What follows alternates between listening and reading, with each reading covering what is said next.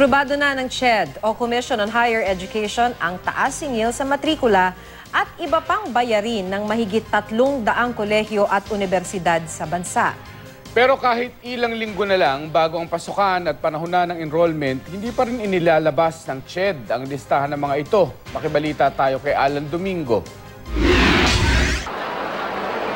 Ilang linggo na lang bago ang pasukan pero hanggang ngayon hindi pa rin inilalabas ng Commission on Higher Education o CHED ang listahan ng mga kolehiyo at universidad sa bansa na pinayagan nilang magtaas ng matrikula at iba pang school fees. Ang inilalabas pala ngayon ng CHED ay ang listahan ng kabuuang bilang na mga paaralang may taas singil. 313 ang pribadong kolehiyo at universidad na magpapatupad ng taas singil sa matrikula at iba pang bayarin ngayong pasukan. 6.48% daw ang average increase sa buong bansa. 6.17% daw o katumbas ng halos 30 pesos kada unit ang average increase sa tuition, habang 6.55% naman o katumbas ng 135 pesos ang average increase sa iba pang bayarin.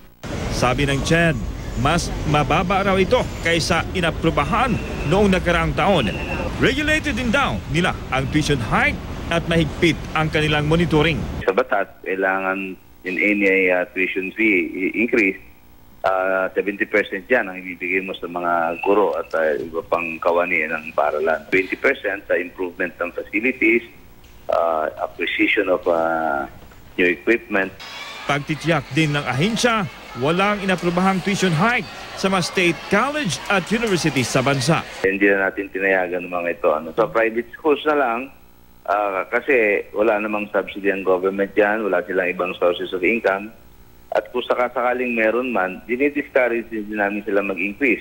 Sinasabi namin, gamitin niyo yung other incomes niyo na, or other funds other than yung kinokolekta sa estudyante. Wala rin daw taas matrikula sa mga lugar na sinalanta ng bagyong Yolanda. Sa ngayon, iniipon pa raw ng CHED ang datos na mga paralang nagtaas ng matrikula mula sa kanilang mga regional office. I-upload daw nila ang listahan sa kanilang website ngayong linggo. Sabi naman ng Kabataan Party List, delikado ang ginagawa ng CHED na hindi pa pagpapalabas ng listahan na maparalang inaprobahang magtaas ng matrikula.